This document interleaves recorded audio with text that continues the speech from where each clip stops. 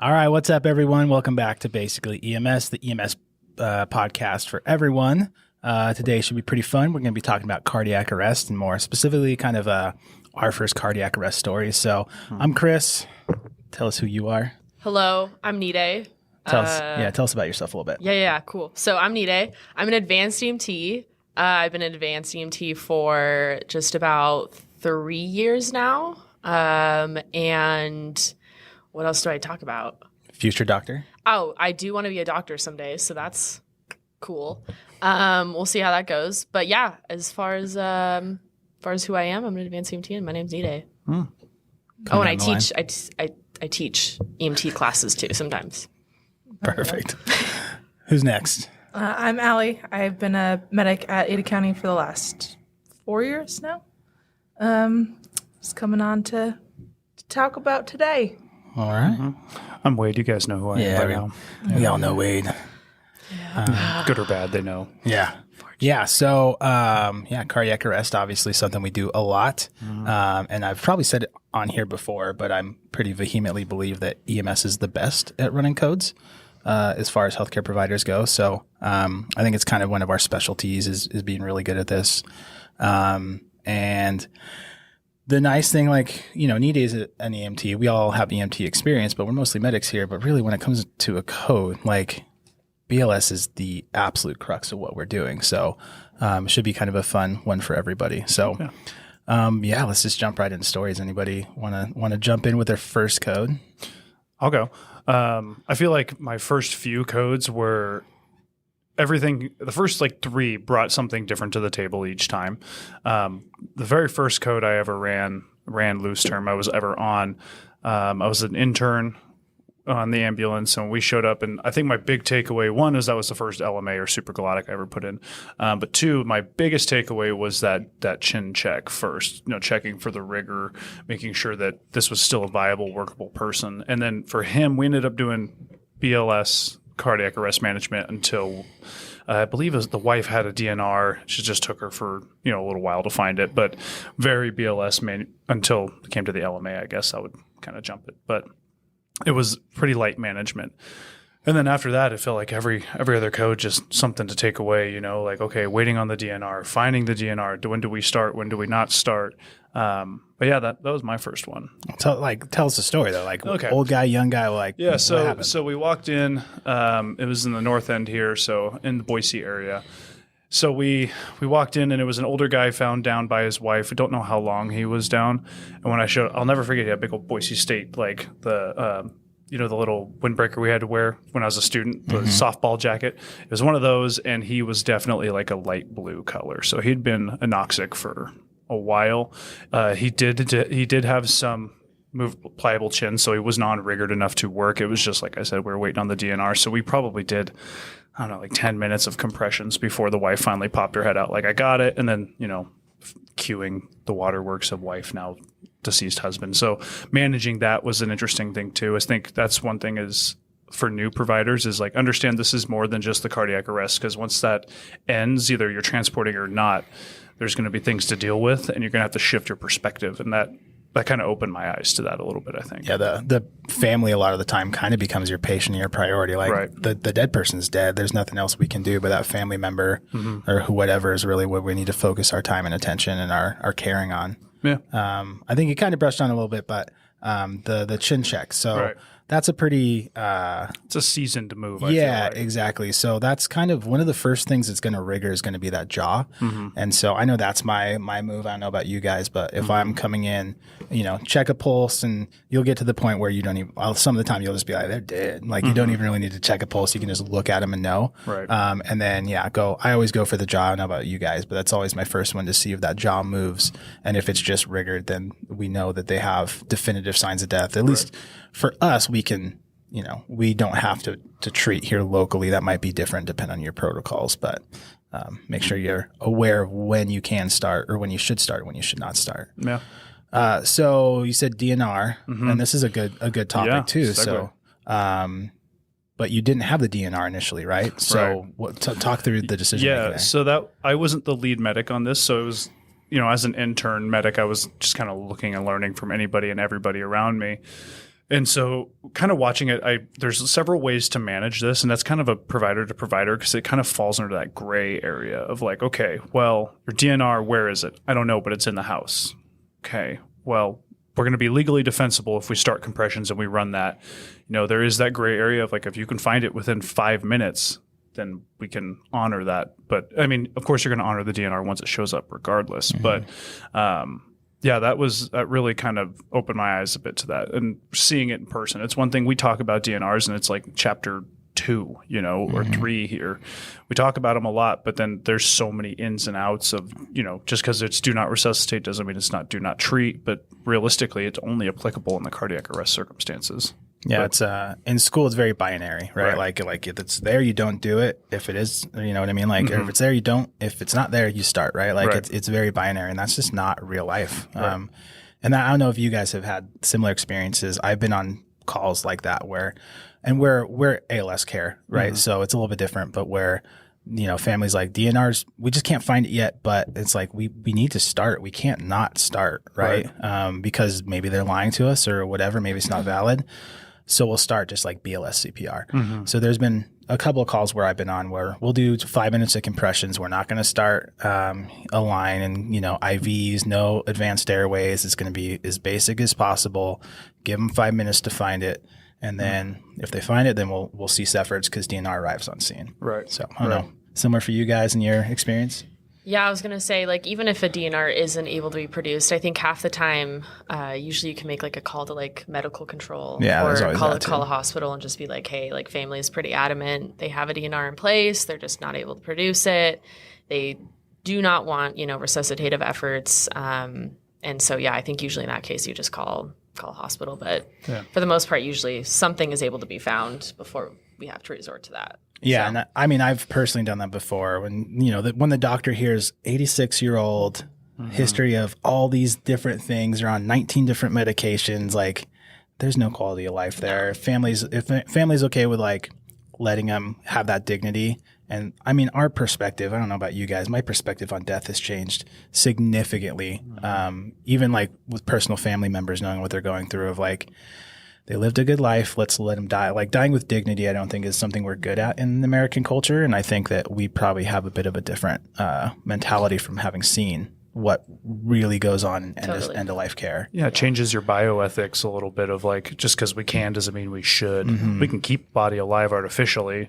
For what? Outside of preserving organs or whatever, they're probably not coming back, and yeah, it definitely tweaks your relationship with death.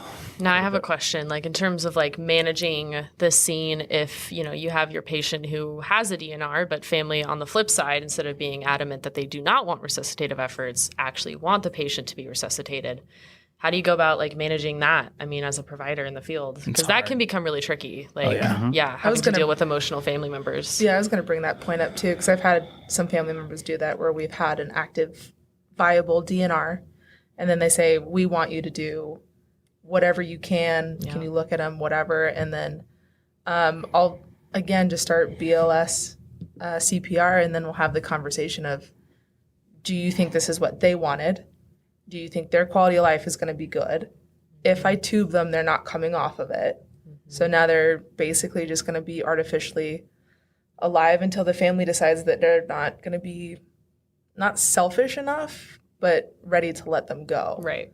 So I've had that conversation with families on scene a few times. And that one's not my favorite, but...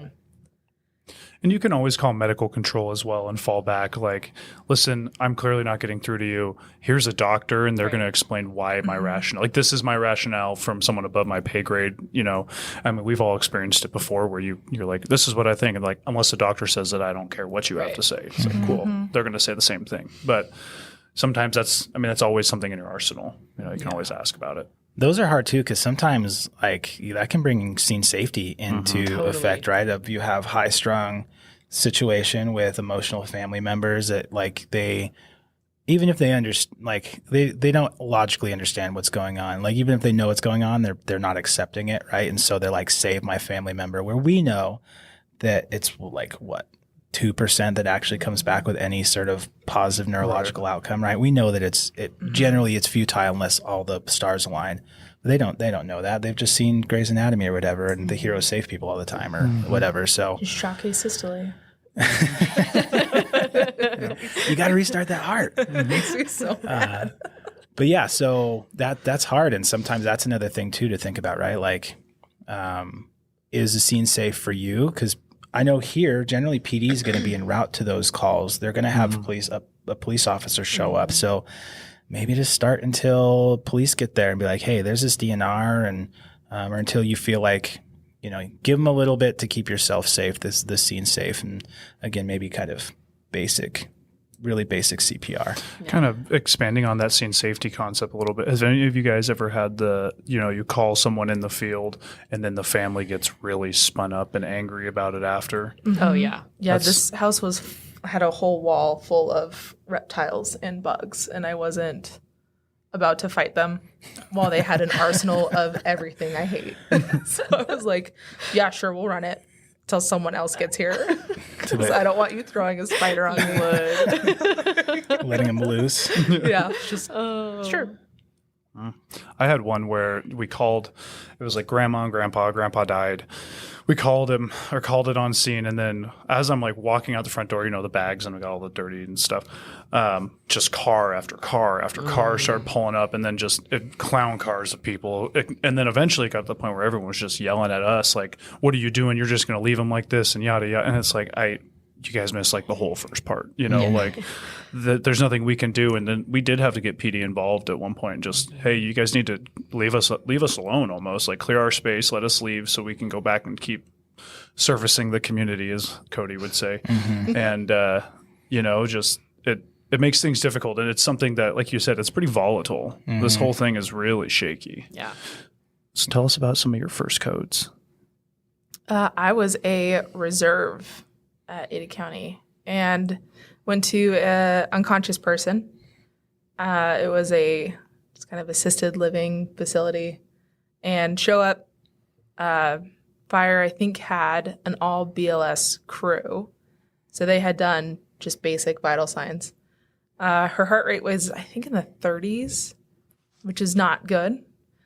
So we started moving pretty quickly, and between us getting to her, doing a quick assessment, I think we started pacing her pretty quickly. So electrically stimulating her heart to beat at 80 beats per minute versus the 30. Got her moved to the gurney. And then, so that little time frame, she'd actually lost pulses. And we checked. And this was kind of a learning experience for me because I was told to check for pulses. Well, we'd always been taught in school, check the radial. If someone's got a really low heart rate or, potentially low blood pressure, you're not going to feel a radial. Right. We needed to see kind of immediately if there was one. So check the carotid in those instances if you think someone has lost a pulse. Sure enough, she had. So we started CPR. Turned into very much a Grey's Anatomy situation where like firemen's trying to stand on the gurney doing compressions while we're like running down the hallway. It doesn't work in the real life. Don't try it. It doesn't work in the real life. Yeah, so got her out to the rig, and we were waiting on scene for a supervisor to come with a Lucas, which is the mechanical CPR machine. Little did the fire engine know they actually had one on their rig. They forgot. That's crazy. How do you forget that? The battalion chief and our supervisor were kind of like meandering to the call, just kind of like, oh, they have a Lucas on the engine. It should be fine. And so they get there, and we're all sweaty, and there's all this stuff going on, and they ended up getting intubated, and some flash pulmonary edema happened. So I got christened that day. Yeah, don't put your thumb over the tube. Just right in my face. I'm sure you really enjoyed that. I really did. It was great. But yeah, we ended up getting pulses back, losing them a few times. Got to the hospital. She had pulses, lost them, I think, 2 or 3 more times at the hospital. So it was that kind of awkward. The doctor would be like, okay, I'm going to go get the family, let them know that we have pulses. He would tell them that they had him, they lost him. He had to go tell them they lost him. Then they would get him back. So it was that kind of back and forth, letting the family decide, you know, if she loses them again, do you want us to work this or not? Because it's not, you know, lasting longer than 5 minutes. So that was my first one. Little christen with blood, little bradycardia. I mean, that sounds like a good first code, though. That's dynamic. It is And dynamic. I mean, for your first code to be somebody that coded in front of you, that's, I mean, we generally don't see that very often. Yeah. So that's pretty cool. Yeah, I get those a lot now. Maybe look in the mirror and be like, Yeah. what's the common denominator here? I walk in and they're just like, what's up? And then they die. And I'm like, oh, okay. I will say, so the service I worked at first, we didn't have Lucas devices. I don't know if they were out at that point. It was a long time ago, but nothing feels more heroic than like being pushed in while we would call it surfing the gurney, where you're standing on the undercarriage and you're reaching over to like stabilize and doing one-handed compressions, walking through the ER. Nothing makes you feel more like a hero than like all the, you know, the family members from the other rooms being like you just feel like the See, man. I had the firefighter by his turnout suspenders holding him up there, and I was like, this looks so stupid. No, it looks so cool. Little beknownst to every family member seeing those, like, this is a dead body. You know, like, they're probably not coming back. Well, I mean, when you're pushing on their chest, people pretty generally know what's That's going true. on. Yeah. Until they've seen enough TV where they're like, one of Epi's stat. But do it Flatline. straight come to back. the heart. Do it Yeah. just Yeah. like straight. Needle Yeah. through the chest wall. Yep. Pulp Fiction style. Yeah, always. You guys don't do that? Wait a second. So just like, That's not your first line of like. No. Okay. It's my second. Sorry. It's my second go-to. I mean, that's Yeah. what saved Nikki 6, right? Isn't that what they say? Got a shot of Epi to the heart. I'm sure everything he says is true. Yeah, valid. Yeah, those He's a rock star. You those don't know. old '80s hair metal guys for sure. Yeah. How about you, Nide? Tell us about your Ooh, first. yeah. Your I first actually code. have quite a few interesting codes. So I guess I should preface this by saying when I first started at my current job for the county, I had never had any EMS experience. I had only been a medical assistant up to that point, so I had very little interaction with really the 911 side of things besides EMT and advanced EMT school. And I don't know about everyone else, but I felt like for me when I was in EMT school, like, you know, they have you do your cardiac arrest skill, right? And it just always made it seem like this person was going to come back to life.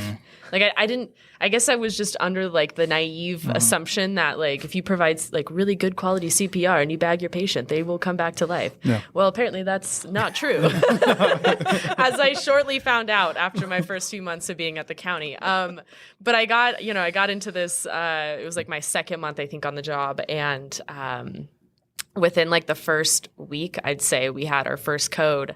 And I remember like showing up on scene. And I think I would like part of this I blacked out because I genuinely think I was so nervous. Like, what do I do? Like, I'm an EMT. I've never done a code before. Like, this is real life. You know, like talk about this in school. So, you know, kind of a little bit of like, what is it? Imposter Rescue Randy a little bit, you know, like, oh gosh, what can I do? You know? So we get down there.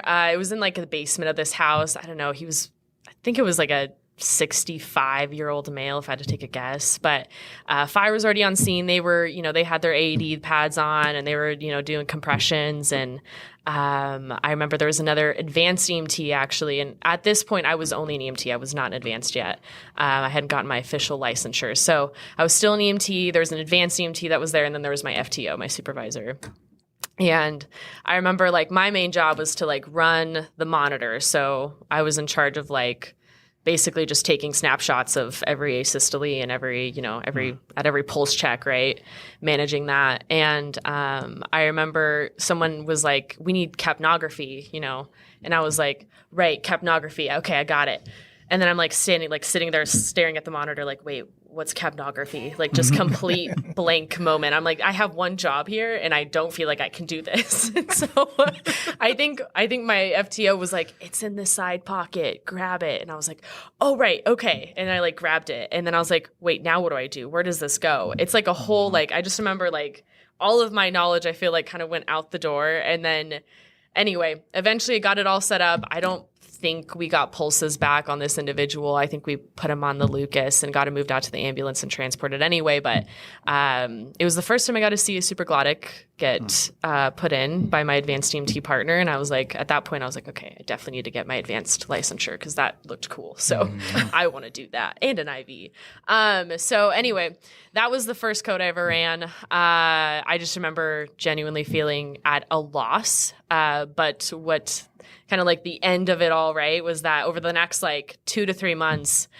every other shift, if not every shift, I was getting either, you know, a code blue cardiac arrest or a 10-100. Like it was just every single day, which was odd. Honestly, I was like, this is like my introductory, like, here's EMS, go for it. Like, have fun, you know? Cause I had no idea really what I was getting myself into. And I was like, is this going to be like the rest of my career? Cause this is kind of crazy. Yes. Yes, it is. You are my little No, black for dot. real. Yeah. And I just remember it was so funny because my partners would show up to shift to work with me and they would like, they kind of like walk in and they'd be like, yeah, so like, what's your name? Like, you know, where are you from? That sort of thing. And then like, we'd be checking out the ambulance and it'd be quiet for a little bit. And they'd be like, yeah, so I've heard that you've been having like some pretty significant calls recently. Are you planning on having a code today? And I'd be like, I'm not planning on it, but if we have one, it's out of my hands, okay? Like, I swear I'm not trying for this. And so for several months after that, I had a bit of a black cloud stigma around me because I unfortunately kept getting just all of these code blues. But needless to say, probably about 2 months later, back in like February, I guess it was like December to February, you know, several codes have been ran. I had 2 pediatric code blues that, you know, once again was very new to. And by the last one that I remember running during this time, it was with this really great medic that had been a medic probably, I don't know. I mean, you guys know this individual. I think he's probably there for 20 plus years. He retired from Ada County, I think, recently. Really solid medic, really nice guy. And I remember we got called to another code blue with an engine company. We all got there at the same time. You know, we called it an official code blue. And, you know, it was so funny because at this point, I finally felt like I had found my footing in terms of like, oh, I know what my roles and responsibilities are as an EMT. So like, I was on top of capnography. I was like handing the IO drill to like one of the firefighter medics. I was like asking my partner if he needed anything with the airway. I was like, I got suction. Like, I just remember feeling so on the game and like, I didn't even think twice about it. And after the call, he pulled me aside and he was like, man, you were like really solid for that code. And I was like, thanks. I've only run like 20 in the past 2 months, but yeah, I mean, thank you. I appreciate it. Like, I know. But it took a long time for me to feel like I felt like I knew what I was doing on codes. Cause I think for a while it just, as an EMT, you're like, what do I do? Bag? You know what I mean? But then sometimes you're not there first and firefighters always bagging or already bagging. And then it's like, what do I do? So I think there was a little bit of that in the struggle bus initially, but yeah, by the end I was solid. That's something I tell my students all the time is like, the first time you see this in real life, you're going to be like, I'm going to ask this question. I know what I'm doing. And then you're going to forget everything you've ever known, including your name for that like 5-minute window. And it happens. I mean, no one's good at this coming out of school. It's just a reality. Yeah. You have an idea of how it should go, and then you see and smell it in real life. And you're like, oh, this is very different. Yeah, I think that's one thing that can't be overstated when you're new at this and you're like with somebody experienced. It looks so easy for them, and they really struggled at first. Like, you know, like there's this nice like, you know, thing here of like experience versus knowledge that those of us that have done this for a while, we're pretty steady, hopefully in the higher levels of both. But at first, your knowledge is really high. And when your experience is nothing, though, like you can't access it very well. Right. And so sometimes like you'll go see these experienced, you know, EMTs, medics running a call, and you're like, oh, it's going to be that easy when it's my turn. And then you do, and you just like fumble it so bad. And you just, you can't let that set you back because we've all been there for sure. You know, like I know for me as a new, I mean, it took probably 3 years as a medic when the responsibility was on my shoulders before I was not like wetting my pants every time the tones dropped and I heard like difficulty breathing. I was like, oh no, this is, I hope I don't kill somebody right now. Right. Like it's hard. It's a scary thing. Yeah. And especially when your knowledge outweighs your experience that hard, it's as an experienced provider on scene, you can tell when someone's rattled a little bit. Like you got a new EMT, they're a reserve, they're nervous. You can feel them vibrating with the nerves, and then it's like, hey, go do this. And they got that, that shell shock, deer in the headlight look. Got to, snap them back into reality a little bit. And like I said, it comes with time. It's just experience. Yeah, when you're new too, like have that, realize that, and if you can, try to find somebody that's good about handling people like that. And it might not be in your hands, but if you're a brand new provider and you can kind of get your way into somebody experienced that knows how to manage new providers and can like support you in those moments. Like I was an FTO, Allie, you're an FTO right now. Like I've seen that a lot of. And I feel like I'm pretty good at like, hey, it's all good. Like I'm going to give you a simple task, accomplish that, and then we're going to have another simple task and start to get you to where Nide was at, a couple calls later. So if you're brand new and you're feeling that and you have some sort of way of like trying to trade in with a different partner or something, you can find that kind of mentor. Because sometimes, we're all from Ada County, who has they have a very extensive FTO program. So if you're listening to this, you probably don't know Ada County, but for an EMT, the FTO is like 3 to 6 months, and for a medic, 9 months to a year, typically, before you're actually cleared out. Most places it's like 2 to 3 shifts, and then you're just with whoever. So, if you can try to stick yourself with somebody who's has that good presence on scene, that can be really beneficial. Because if you just jump into this without that, it can really derail your career, right? Like I've seen people who were going to be really good at this, I thought, but they got with the wrong new people when they were new, and it really kind of affected things for them down the line because it just kind of destroyed their self-confidence and their desire to do this job. Right, and it's a field of ebbing and flowing confidence. We've all done IVs before, and I know we've all had that yippee type, like, well, I can't hit the broadside of a barn today, but then I can hit a thumb vein in a grandma at the middle of the night with one eye open. Left-handed, backwards, upside down. But you see that bodybuilder with, literally veins this wide walk through the door, and you're like, I'm going to miss that. It's so true. So Nide, you're the only current EMT here. So you talked about roles and responsibilities as an EMT on a code. Are you able to kind of run down some, like, what do you view as your roles and responsibilities on a code? Yeah, I think it generally ranges. So, more often than not, at least if you run a code here in, the access system that we have in Ada County, typically, EMTs are responsible for ventilating their patients. Usually you're in charge of airway. So, that could mean suctioning. That could include, putting in an OPA, NPA, and then also like ventilating the patient. Depending sometimes if, fire has already gotten there and they have someone bagging and then they're also doing CPR. Sometimes, if other roles are already accredited for and taken care of, sometimes we'll just do like two-handed bagging because technically that's what the standard is. Also, a lot of the time I kind of end up being either the passer outer person, I guess, is like for lack of better terms, basically like handing people things that they need. We worked a code recently where an individual had a pretty gnarly GI bleed, and it was all coming back up through the mouth. And so my job was basically airway. And so I was bagging this patient initially, like suctioning. We filled like a canister and a half of GI crud, and it was not fun.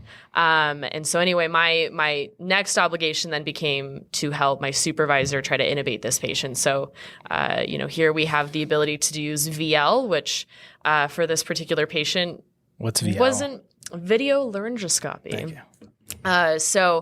I was basically kind of helping him with the suctioning because obviously the patient was still every chest compression we had, there was more coming up, which was kind of gross, but it happens. And my job was basically just to hand him stuff, right? So a lot of the time it's really just kind of helping or anticipating what your paramedic partner or advanced provider is going to need.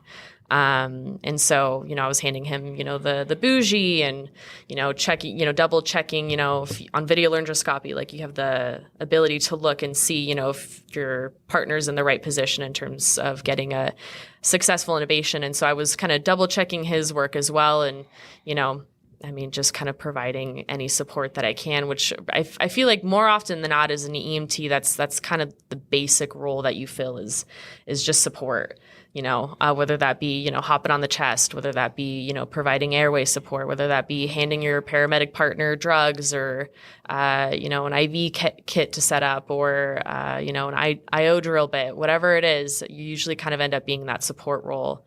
I will say, though, as an advanced EMT, the way my responsibilities change is I now can actually start an IV and I can get an IO, which made me feel a little more useful. Yeah, exactly. Like I was able to actually do something other than kind of stand around or stay at the head, which either way, whatever role you fill, just know that you are being supportive and you are helping the team because everyone has a job. So, yeah, I would say that was my big thing. I mean, essentially, an advanced EMT is going to do anything on a code and paramedic can do outside of drug administration and interpretation of EKGs. Right. They can still do supraglottic. That's true. Maybe you guys have changed since you have the video laryngoscopes, but I mean, my practice is always just go for a supraglottic. And then if I get a pulse back and I feel it, I would never pull it personally, but I know that was kind of the department standard was start with a supraglottic airway in a code. If you get a pulse back, then you can consider pulling that and going with an ET tube, where I think that's a stupid idea. For me, if it's working, I'm going to leave it.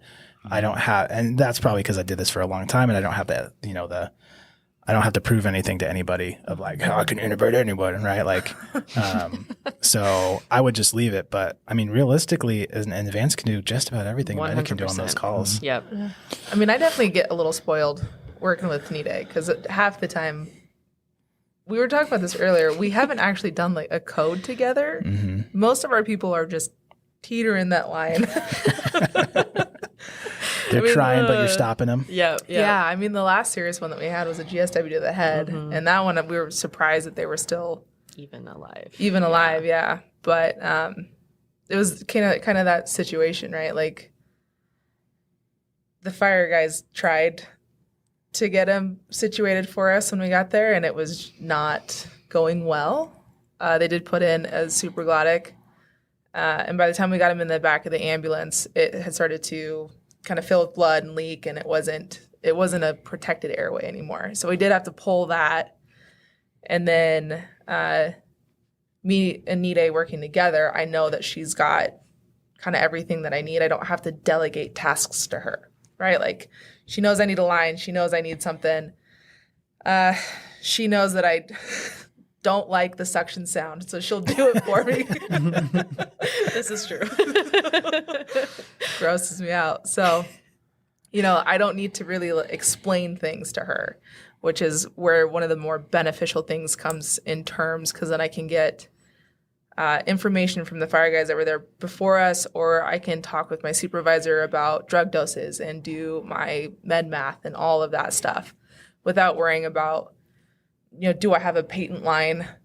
Is his airway still open for me? All of that kind of stuff. So the better you are as an EMT, the better your medic will be able to run, because we can't run without a good EMT. Oh yeah, for sure. So moving away from working with Nide, now that you're an FTO, what do you want from, like, if you're FTOing a basic, what are your expectations, right? Like, what do you really want them? Let's, like, if you had to narrow it down to like the top 5 things, just making it up. So knowing your equipment, right? Like knowing how to set stuff up. I know that O2 administration skill lab is monotonous and a pain in the butt, but being able to set an oxygen tank up quickly and effectively without me having to watch you or babysit you makes life significantly easier. And then when it comes to our pumps or our vents or my intubation stuff, if you know how to put all of that stuff together without me trying to explain it to you, if I say I need everything set up right now and you can go in and just boom, boom, boom, start busting stuff out, significantly easier than trying to sit there and watch and be like, okay, now you have to push this button. This goes here. So it takes some of that task overload away from me and puts it on them, and then things go much smoother. I will say one of the best things that one of my FTOs did for me when I was still getting adjusted to the job is he had me go out to the rig and set up for an intubation. And at the time, we didn't have dump mats like we do now, which basically, I mean, user friendly. It basically just shows you everything you need for an RSI. So at the time, you're just kind of, I was just basing it off of knowledge, but I remember it was like one of the most useful things that someone could do for me because at that point I hadn't ever witnessed an RSI. I had only talked about it, through academy and such. And so being able to know, like, okay, this is what I need out for my partner to be able to succeed and for us to be able to run a successful RSI was really helpful. RSI, for everybody that might not know, is rapid sequence induction. Make sure that you know that if it's a test question or something, it's not intubation. That's what people call it, but rapid sequence induction. And so that's where we sedate and intubate a patient. So we do a paralytic, we do a sedative agent, and then we intubate those patients. So kind of like the upper echelon of all the stuff that we do. I feel like as paramedics, that's like the real butt pucker call is the stuff that you got to RSI. And that's our braggy skill too. It's like, well, us and doctors and nurses, and you can't do that. Yeah. That's like our one flex. Yeah. What about the first time you guys did CPR? Do you remember like the first time you broke the ribs? Yeah. Because I'm going to tell my story. I'm going to be selfish about it. I was a student, once again, an intern. This was I had a really successful internship in the stuff I saw. But I was working with another, he was an EMT at the time. He's now a teacher and he's a medic as well. But me and him showed up. We were working with another medic who's like, I'm going to talk to the family. I need you guys to get this gentleman down on the floor, start compressions. Like, cool.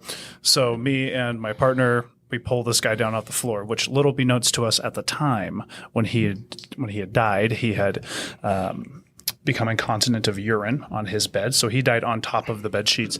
So we just pull him down to the floor, obviously try not to smash his head or anything to the ground. And so I started doing compressions, and it was one of those that like I felt the pop, and I had done so many pseudo compressions on so many different mannequins that it wasn't until I was like 3 rounds in that I'm like, what am I doing? This is crazy. And then so fire comes in, they provided some coaching stuff, and then me and my partner ended up swapping. So he took over compressions, and at that exact moment, I'd leaned back against that bed as a firefighter was like, no.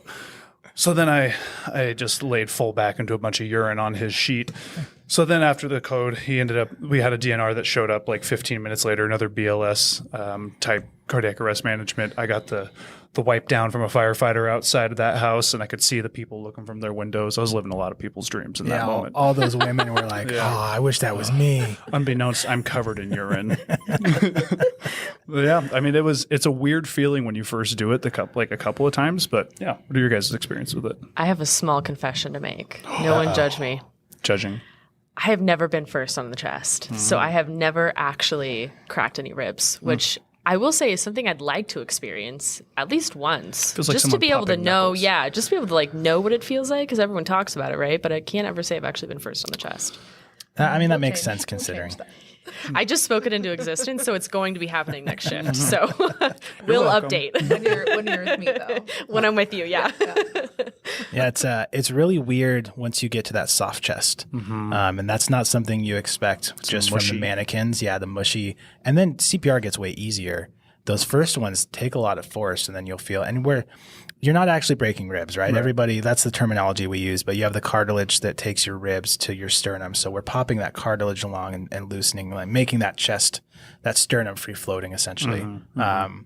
But yeah, it's definitely, I hate it. I was so glad that I work somewhere that most of the time, because that's why NIDA hasn't done it. Most of the time here, fire is on scene before the EMS crews get there for lots of various reasons. But so if there's a need for cardiac arrest management and CPR, usually fire starts that before EMS gets there. But yeah, it's, I mean, hopefully you get to do it once if you want to try it and then never do it again. Exactly. I don't enjoy it. No, definitely. I felt bad one time because we arrived on scene at the same time as a police officer for a code. And unfortunately, this gentleman had just had open heart surgery. So he had a fresh zipper, and the officer was the only other one there that wasn't part of the EMS group. And so I had him start compressions. And I don't think he was quite ready for the fact that everything was going to start shifting. So he started compressions and he had to re-break the ribs, and then those sutures definitely came undone, and he was not he was not having a good time. Hey, he went home though, and he told his family like what a hero he was. Yeah. Like, Yeah. you know what I mean? Oh, Like yeah. that was cool for him. Tell them the rest of this code story. What happened? I was gonna say this one's an I interesting know how one. this one happens On this one. because he had the DNR that. Yeah, so yep. So wife was frantic, of course, because her husband had just passed. And we're doing compressions, and then now there's the evidence of blood and everything else. Well, I had asked her if he had a DNR, and she said, I don't know. So now there's that, okay, we have to do this because I can't go off of an I don't know. There's no adamancy of, yes, he does, please don't do this, that kind of situation. So we did the full thing. Put on the Lucas, and he got intubated. He had IVs. We did multiple drugs. We ended up getting pulses back at the same time that she walked around a corner with a valid DNR. Every first responder's worst nightmare. Yep. And I went, oh no. I said, okay. Well, he's alive now. I don't know about his brain activity, but his heart is alive and his body is alive. So we are going to take him to the hospital. And he kept pulses the entire time. I'm pretty sure they ended up taking him off of, Life support. well, he wasn't really on life support because he was a DNR. I think they just kind of Let him go. like he was alive until his body decided otherwise. But yeah, like put him up to the ICU and basically just kind of waited for it to happen. But yeah, that will happen too. I was waiting for you to be like, yeah, and then later we found out the zipper was because he had an LVAD placed or something, and the CPR LVAD. was served no purpose whatsoever. Zero at all. Yeah, Did smash no. a device though. Well, Yeah. yeah. Well, it was funny because the doctor, we get him there and he kind of looks at the chest. He looks at me and he goes, how should I close that? Just staples? And I was like, I don't know. You're asking the wrong I person. was like, are those staples, will it cause an electrical charge? Because if you have to shock him again, This is true. So I was like, sir, I don't know. And he was like, whatever. Just, I was like, I feel bad for that poor police officer though. Like we at least kind of know what we're getting Yeah. into. I mean, a chest splitting open while you're doing compressions is a nightmare, I think, in anybody's Yeah. mind. Yeah. yeah, that one, yeah. I ended up, I think, just putting a abdominal bandage over it. And then the Lucas wasn't able to suction onto it very well, but also I felt bad. I didn't want to rip his skin more. It was like, ooh. Just I I'm gonna should've just forget about reached- that. Out of sight, out of mind. We'll just cover that up. Perfect. Better. The old landlord paint trick, you know? Oh yeah. Yeah. Oh. Yeah. So I guess I can talk about my first code. My turn. The year was a long time ago. It was like a brand new, fresh EMT. Well, not brand new, fresh EMT. A couple months in, but where I worked, so it's Orange County, California. They have a weird kind of EMS system, and I think it's changed at least a little bit. But back then, the ambulances were all BLS, and the fire service was ALS. And so if there was an ALS call, they would ride out with you, right? So the way my company worked is like when you were brand new, you were attendant only. You didn't get to drive. That was a senior position. So you had to prove yourself before they would trust you to drive. So I had a new FTO. I was like 3 months, whatever, in for literally first day driving. I'd never had a code before, and we get called to a code. My first time ever driving code 3 was to a cardiac arrest, which I'm already super amped up. So we get there, go upstairs, and I like vividly remember walking into the bedroom, and there's like the husband back in the corner just looking super distraught, and there's a bed in the middle of the room, and they're working the lady on the other side of the bed. So I can't see her yet. I just walk in, and fire captain, whoever, is like, hey, we need you to suction, and hands me something called a VVAC, which probably nobody listening to this knows what that is, but it's a manual suction device that used to be popular. It doesn't work. So I will never get the VVAC sponsorship, I guess, but it doesn't work. Spoiler alert. So he hands me that. and because they had already suctioned over a canister full, right? Like their suction was already full. So he hands me that. I hop up on the bed, like ready to go, and I go over the bed. And the smell was the worst smell I've ever smelled in my entire life. And so, because I like went down to put my face down there to go start suctioning, so she actually was like super late stage abdominal cancer or something. But so she looked like she was like 9 months pregnant, even though she wasn't, because she was so distended. And she hadn't had a bowel movement in a long time. So fecal vomit was what she was producing. So yeah, they had suctioned a full canister like that fecal vomit. Sabrina's over there running the cameras, giving me a face. But yeah, so they had suctioned that already. And I just remember her laying back, her eyes were open. It was like running off of her mouth, like into her eyes, and just being like, it was sad. But so I tried to suction with the VVAC, and it did literally nothing. Right. So she's every compression just into her eyes. And you guys don't know how some places are, because Ada County, like if they're dead, we don't transport them. If you start CPR there, they're going to the hospital. That's just how it was there. So load her up, take her downstairs, get her in the back of the ambulance. We didn't have manual CPR devices. I don't know if they were even out yet at that point.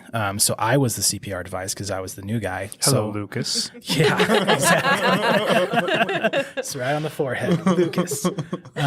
So I think I did like 12 to 15 minutes of continual CPR, something like that, as they were trying to intubate and doing all their stuff, which is not good, right? And we teach not to do that. And they had CPR feedback with their Zoll device, so I was able to like make sure I was still getting good compression depth because I could visualize if I was going deep enough. So I don't think my CPR was terrible, but I was like in my mid-20s, like just working out a ton, still really fit, and I was tired after like 10 minutes of compressions, especially because back of the ambulance, I'm standing up as we're moving around, like just trying to balance and doing compressions. Obviously, she didn't make it. She was never going to make it, but yeah, it was definitely a little baptism by fire with like the smells and the sights, and like it was not your typical thing. It was pretty gnarly.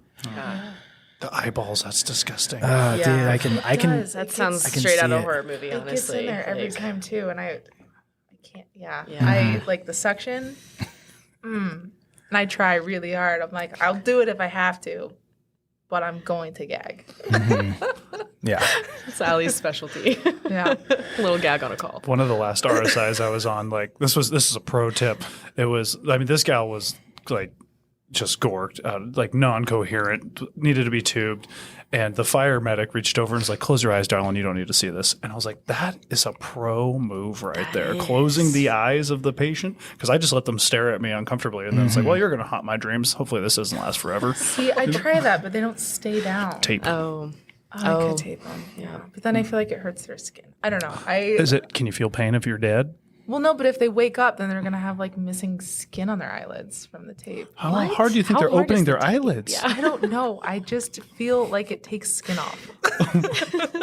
Okay. It's I mean, very I think there's a soft valid skin. point on both sides here. Yeah, I think you guys both have your thing. You do your own thing, however you want to do it. And, You can just let them stare at you some more. That's fine. That's where Nide comes in. She just does it for me. EMT tip. Yeah. Hold the eyes closed That's for us. another responsibility of yeah, yours, let's go back actually. to top roles and responsibilities. Number 1, close the eyes. Yes. Number 2, equipment. Yeah. Number 3, Yes. whatever. Yep. Yeah. Yep. Just sucks Sounds in. about right. But yeah, so as far as the compressions go, having that compression device. So I have had the last couple of codes that I've been on, either new firemen or police or something like that, will start doing compressions, and they actually go too deep to the point where I don't have any recoil anymore. So their sternum and their spine are touching, and now it's just this convexed or concaved. Yeah, there you go. There you go. This concave chest, so we're not getting recoil anymore. So going down that 2 inches is actually very important to not get too excited and start just full body pressing on these people, especially like poor, frail, older folks. Well, and I wish this was something that was better communicated to the public, because I think that's a lot of what this is, right? Is like bystander CPR, like first people on scene, right? Because normally, at least if for the most part, the majority, like if you're a firefighter or you work in EMS, hopefully you're doing compressions correctly. But obviously it happens where, you know, it does get concave. But I feel like, I wish that was something that was better communicated to the public, I think sometimes, or even just law enforcement, because sometimes they're the first ones on scene, just not to go either too hard or too light on that, which I guess I think I'd rather it be too light than too hard initially to start. I would say too hard. Really? For sure. Okay. Kids popping their heart just right in That's half. what I worry about. Yeah. I mean, it's really easy to get overzealous anyway. Like, how many times have you shown up to a call and you're starting up here, you know, and you're like, okay, I'm going to do chest compressions. I've done these 100 times. I'm touching their spine through the front of their body. You know, like it's really easy to accidentally do too much because especially when you're like, this is the one thing I can do. I'm going to do it the best. Well, and I think it's hard to gauge too sometimes, right? Like, it's depending on how old your patient is, right? If you've got Meemaw who's like 88 years old and you're coming in and you're like, all right, I got this. And even just a little bit too hard and you're like, right? Versus like if you have, you know, maybe an adult male, like mid 40s, and you go in and you go too light, and then you're like, wait a second, am I even doing this correctly? Yeah. And then, like, I mean, for those of you, if you don't have an automated CPR machine, I remember my last code that I ran with Ada County, the guy was so large, like distended, that we physically couldn't, and that's not an abnormal thing to not be able to fit the Lucas, but I'd never had it wasn't a width problem, it was the angle of his stomach. It was like at a 45-degree angle so we ended up doing chest compressions at a 45-degree angle because of his anatomy, which is just setting him up for failure. Right. He didn't make this one either, but it was, you know, it's kind of an eye opener too. If like you're someone who's got a Lucas in your department and you're banking on it, make sure you're checking your patient too, because you might be like Chris and have Lucas written on your forehead after checking. Oh, machine doesn't work. Looks like Lucas is doing it. Hopefully not. We should be switching out every 2 minutes. Well, yeah, like for sure, realistically. And then on depth, that's why one thing I really like to teach is a third to a half of the chest falls within AHA pretty much across the board for any age range. So I always really like to teach like a third to a half of the chest should be our depth, because then that works for peds, that works for adults. Everybody kind of falls within that range. And I know at least on the CPR test, that's going to be listed somewhere. So it's you know, it's tough because we have such a wide range of patients sometimes, and to say like, you don't want to go too soft, but then you have a 400-pound person like too soft, you're not going to get in. You have so much fat tissue to get through, you're not going to get anywhere. Jump on them and it won't work. But, essentially. Yeah, but I mean, even those CPR dummies, like I'll do a CPR check off here, and you hear them just banking on the floor, just and I'm like, easy. Things like pogo staking off the ground because they're doing it so hard. Like, you're gonna hurt your shoulders. But it can be a very physical skill. So, you know, when you're learning CPR, learn really good body mechanics. Like I really try to teach to get sternum to sternum. So you don't want to be sat back on your heels. You want to be kind of up with your sternum over, lock those arms out. So we're not bending at the arms. Like we're not high-fiving the chest. We're not doing push-ups on the chest. We need to be able to like really drive through the chest. Also keeping the back straight. I feel like that's been one of the biggest things I've noticed on calls, like where I am doing CPR, is like keeping my back straight. Because I'll start to kind of slouch and I'll be like, dang, my back hurts. I'm not that old yet. Like, hold on a second. Let me reposture myself here. Yeah. And CPR is all in the hips too. That's a lot of things people like. That's the number one thing I have to correct, is that like they're pushing with their arms. Like your arms are going to fail long before the rest of your body does. And so, it's just technique. And, you know, you can do what I would recommend is do as many reps as you can on a regular old mannequin, you know, just over and over. Even when you're like, I'm good with it, I'm comfortable with CPR, just do it. Because the second, you know, like we kind of touched on earlier, you're going to forget everything except for the one thing you know how to do, you know. And so if that's what you got to do, and then halfway through, you're like, oh, I'm doing CPR. This is real. This is a real body. That's the time to rely on the training, you know. I mean, they say all the time, train the way you're going to play.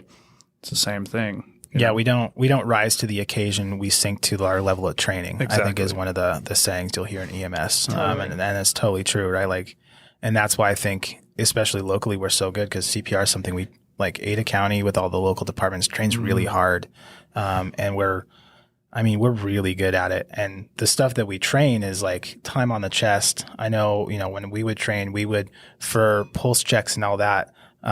You know, we would maybe be off the chest for 3 seconds. If we were doing it right, we would have a 3-second pause in CPR. Consistently, we would be at 3 seconds and under. And that's strictly because of the training. And then, they would play it out. Like I know when I was there, our ROSC rates were higher than national average, and we were, we had generally higher outcomes than the average because we trained at it so hard. Yeah. And it is usually so good, at least the stats that I've seen recently, our CPR, manual CPR is so good that we're actually doing better than the Lucas does when the Lucas gets put on, is what I've heard from recent training scenarios, which is pretty... I think since it's always kind of been back and forth. I think the Lucas is always going to be at a baseline because there's no variables where we're talking about like compression depth, right? Like we can all look at a patient and be like, I need to go this deep. The Lucas is going to go this deep. It has no way to change that where we can make that decision. Where it started to falter is that people will rush to put it on, and so it's either not in the right position or it slips or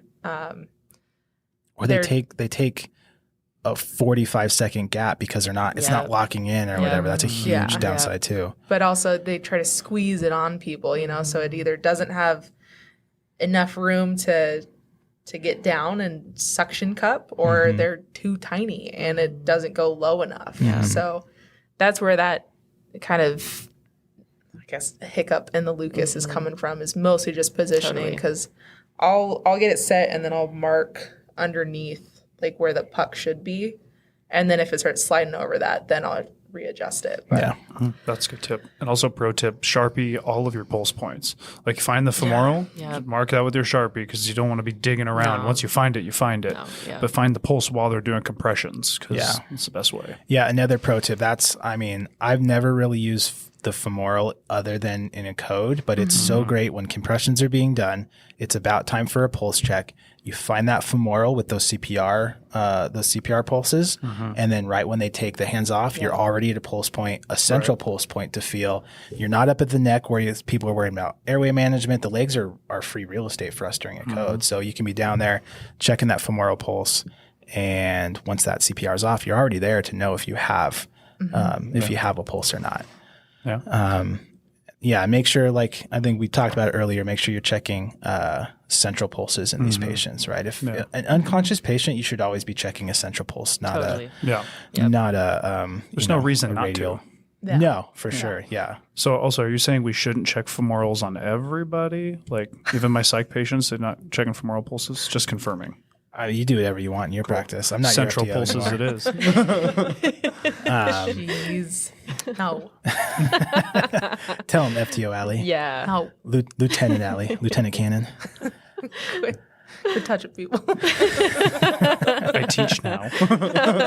Your patients is one thing. Your students, though, you definitely should not be checking the femorals. I tell them for sure, like, if you're going to practice femorals, make sure it's like a good friend you're practicing with. You know? I would hope so. Very well. Oh, that's amazing. And then, when in practice, if you're there and you are not sure if you have a pulse in this situation, probably just time to start CPR. That's another thing I've had to talk as an FTO about. Like, if you're farting around there trying to find it and you just can't, there's probably a reason. And even if they do have a pulse, their blood pressure is so low that it's non-sustainable. It's non-perfusing. Like CPR is probably fine in that situation. And then make sure, like, when you're finding those central pulses, use the compressions like we were talking about, because it's really common to feel your own pulse in your fingers. And we've all seen it like that. Is that mine? Is that yours? And when in doubt, just get back on the chest and it's going to help. So I'm kind of bringing it back because this is supposed to be educational too. So equipment, right, is another thing, like the first thing that you should learn. I mean, obviously you should know all the basic stuff, right? Everybody in an EMT class that's EMT certified should have a basic understanding of the AHA process and all that. I would say another thing is know your protocols, because there's a lot of variance. Maybe not a lot, but we come from somewhere that does like a pit crew style continuous CPR, which is different than AHA. AHA is 30-2 compressions to ventilation ratio, where here we do 200 continual compressions with asynchronous breathing, one breath every 5 to 6 seconds, which is different than what you might have learned. So, and if you're a brand new EMT, if you were my trainee, and we go on a code and I'm like, hey, I need you on the chest, and I'm over here getting, my IV supplies, and I look and you're stopped to go to breathe, I'm going to be like, what are you doing? Like, you should know this. This is your local protocols. So make sure that you're aware of those kinds of things, because there can be some variance from department to department.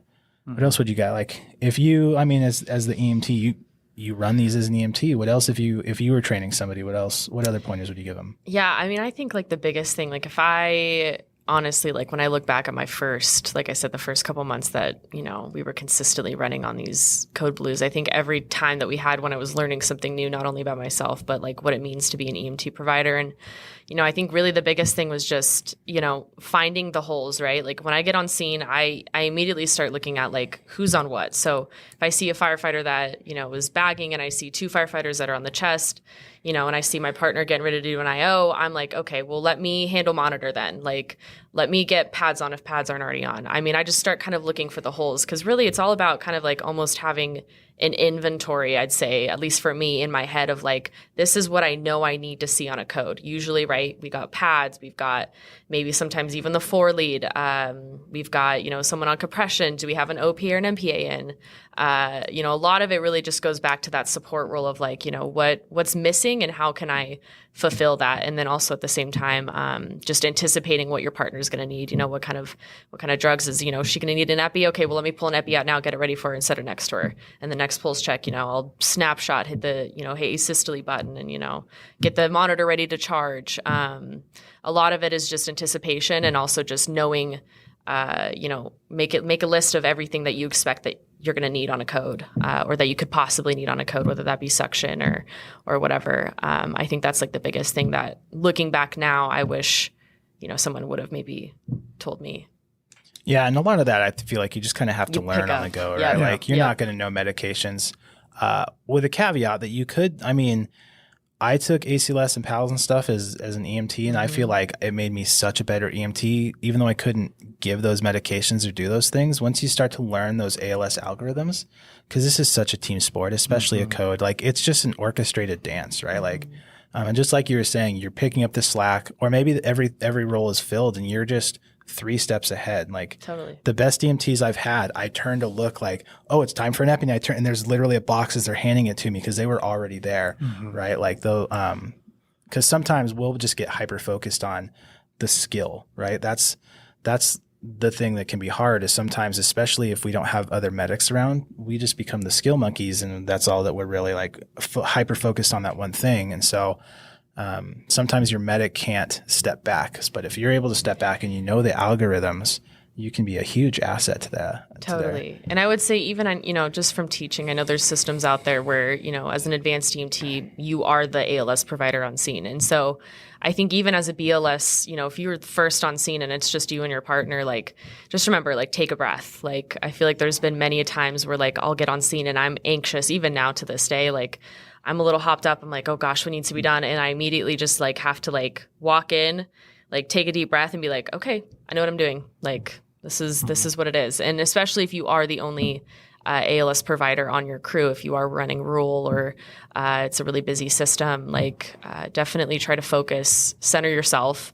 These things, what you need, what needs to be done, take care of the big things, obviously make sure you got someone on CPR in the chest and take care of airway.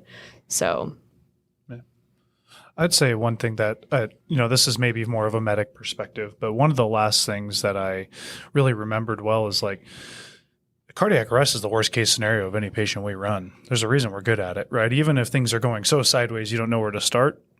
The worst thing they're going to do is code. So be good at cardiac arrest, like just like Nita said, she's obviously done this enough times where she can be in the moment and think around it. And that's part of like the way I liken it is, imagine when you first started driving versus now. When you first start driving, all you could focus on is, the wheel, make sure, okay, my mirrors, everything's good. And now it's like, I wonder what I'm going to have for dinner tomorrow, or you just give like, I don't remember the last 10 minutes of my life. Right. Yeah. How did I get here? and it all comes from experience and reps, and like we said, no one's going to be good at this out the jump, but you have the potential to be great at it if you just put the time into it. Absolutely. Man. Yeah. So we're about out of time, but one thing I think we should touch on too, like kind of maybe mental health is not the right way to put it, but like what your guys' experience with that. Cause I mean, we've all done this a ton of times now, right? Like if it's a kid, it's a different story, Totally. but for the most part, we go on codes and like, as you're driving into the hospital, you're like, hey, you guys want to get some tacos for dinner? Right. Like it just doesn't really affect us. Right. But those first ones I know hyper stressful, all of that. Do you guys have anything that you learned in your time to manage that? Yeah, I actually have a really so first off, I'll start by saying my advice to anyone who's like new and just getting into this, regardless of what kind of call you're going on, I try to take away something either funny before the call or after the call, or just something that I can look back and be like, oh, okay, like maybe that was a good moment about this call, like whether it be like your first IV or whether it be the first time you put an OP or an MPA in, like try to reward yourself, even though like maybe the call didn't end as you initially planned it. And I have one specific example that I want to do here because overall it was a very traumatic situation. It was my first pediatric code blue. It was 7-day-old. It was co-sleeping. And I was nervous as all get out going to this call. And it was me and somebody who's now a PA, used to work for Ada County, also teaches for IMA. And he was my partner, and I also had my FTO. My FTO was sitting in the back. And for those who are not familiar with this particular street in Ada County, there's this street. It's called Desert Avenue, and there's this massive, I don't know what it's called, like a dip in the road, I guess is what it is technically, right? Like one of those massive dips, right? Gutter kind of a thing. Yeah, like a gutter type of thing, right? Exactly which one you're talking Yes, about. everyone who's worked in this area and knows Desert Avenue knows about this speed bump here. It's not really a speed bump, but it's a gutter thing. So I'm driving to this call, and in my head, I mean, I am like shaking in my boots. I'm freaking out, not gonna lie. And I remember I'm like driving. I mean, the speed limit here is probably like 30, 25, right? I'm going, I don't even know how fast I was going. I want to say like 50. Like Probably. I was Driving? going Probably. fast. I know that. And I remember, my FTO sitting in the back, and I have my partner up front, and he's, busy on the tablet. We're talking about, game planning for the call and whatnot. And as we're approaching this bump, I don't see anything because once again, right, like white knuckling the steering wheel, just staring straight ahead, not paying attention to what's going on. Don't do that. There's a street sign to my right that says bump or dip or something, and I don't catch it until I'm like all of a sudden approaching it, and I just see this massive dip, and I'm like, oh crap. And I like try to slam on the brake, but at this point it's too late, and we just go flying through this dip. And I mean, we caught air, and you just hear the back of the ambulance just scraping on the asphalt. Slam. Yeah, no, really, it was bad. And all of a sudden, like, if you know this FTO, he has a very dry sense of humor, and he's sitting in the back, and he just kind of quietly goes, what was that? And my partner and I kind of look at each other, and he was like, oh, she just hit a mild speed bump. She just didn't see the sign. It's okay. It's fine. And he's like, okay, well, we need to make sure we check the ambulance after this call ends, okay? And like, just like in the most dry, flat like tone ever. And I'm like, okay, sure, we'll check the ambulance. Like, it just kind of helped redirect my mind. And like, still to this day, even though that call was like not fun and like kind of was like the breaking point, I think, for me is like, okay, can I do this? It was definitely like something I took away is like, yeah, that was actually kind of funny now looking back. Like, I think I needed that to be able to be like, oh yeah, the Desert Avenue bump got me, but we still made it. And I did pass my FTO, so. You're still here. Still here, yep. Yeah, I would say there's one thing, and I didn't hear this until as a medic, but I mean, where I heard this from, and it sounds really callous, but code specifically, like somebody was like, they're already dead. What's the worst that can happen? I was like, you know what? That's true, right? Like what can I really do to make things? I can't make anything worse. They're already dead. So like, what do I have to be super stressed about in this moment? Like, other than, there's family and everything, but like, as far as a patient goes, like, there's nothing I can do to make it worse. I'm just going to try to do my best to make it better and focus on that. And it's probably not going to happen anyways, realistically. But like, once I had that realization, it's like, oh, okay, cool. Then yeah, it's not that bad. My last pro tip would be kind of on knee days. If you're going to do something funny, there's always eyes on you. I've been in the situation where, calling somebody on scene, and wife is grieving in the living room, and we're in like the side room, and there's we're kind of, you want to go get tacos later, and somebody laughs while we're on scene. You remember where you're at, right? Like, you can have all the fun and jokes out back in the rig, but when you're on scene, stay locked in until you can, because it's just not going to end well, no matter how you spin it. Yeah. There was definitely a time where we were staged outside for a suicide, and we got cleared because it was like nothing, it was a hanging, and they were beyond help, whatever. And this was like hot COVID time. So we're like fully done with everything, right? Thankfully. And we're like standing on the side of the road. We hadn't gone to the house, and the supervisor pulls up. So we go to talk to the supervisor, and they make like some funny joke. And we're like outside in view of everybody laughing as we were on this hanging call. And I was very glad we had a mask on because nobody could see that we were laughing. Right. But it was definitely one of those afterwards. I was like, oh, that would have been a real bad look. Could have looked real bad. Yeah, not that there was any disrespect to the patient or anything, but just, I mean, it just is how it is. It's just the job. It's another call for us, but it's a life-changing event for them. And it gets hard to be on scene, and you get some friends or whatever that show up to help you, and like, oh, hey, how's it going? How you been? Or someone does something that you're kind of like, what are you doing? And you make a little joke about it, and it's like, okay, not the time and place. But one of the things that I've seen a few people do, which I don't fully agree with, just because it makes it too real almost. Like in my mind, it's medicine, right? I'm practicing medicine. It's not this person who's accomplished these things, who has this family and all this other stuff. Don't look people up on Facebook or social medias after the fact. It is a bad idea. Yeah, I think I was just telling you, I have never been more upset than, I had a traumatic cardiac arrest person hit by a car, and we were the second ambulance on because we were just close by, so we went to help. And when we got to the hospital, one of the responders from the other ambulance pulls up.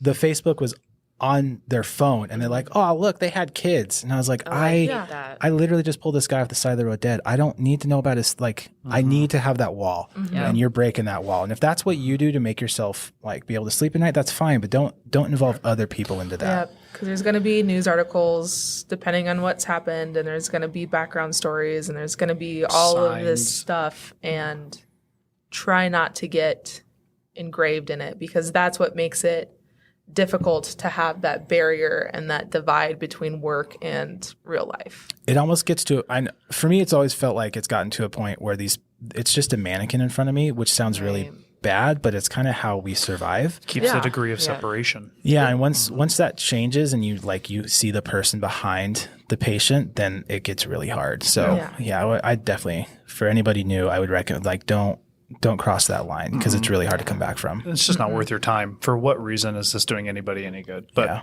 if that helps you heal, whatever. Yeah, and some people, I'm sure it does, but for the most part, let it be done. Go get your tacos. And then worry about the next call. Hey-o. Cool. I think that's about our time. So thanks. We've been trying to get Nide here for a while. Happy to have Nide here, and Allie's back, which is cool. I think you're on the first one we did, right? Yeah. So pretty cool. Thanks for being here, guys. Wade, you do what I tell you. So you're here because you have to be. Always. I just do what he tells me. He's like, you need to show up today. I'm like, well, okay. It works out in our favor. Trickle down. Cool. Yeah. For once, it actually worked. Yeah. Right on. Well, thanks, guys. Thanks for sharing your stories. Thanks for watching, everybody, or listening, whatever. Check out our other stuff. I talk about it every time. We got stuff out there. Go check it out. And we will see you guys on the next one. Thank you. See you.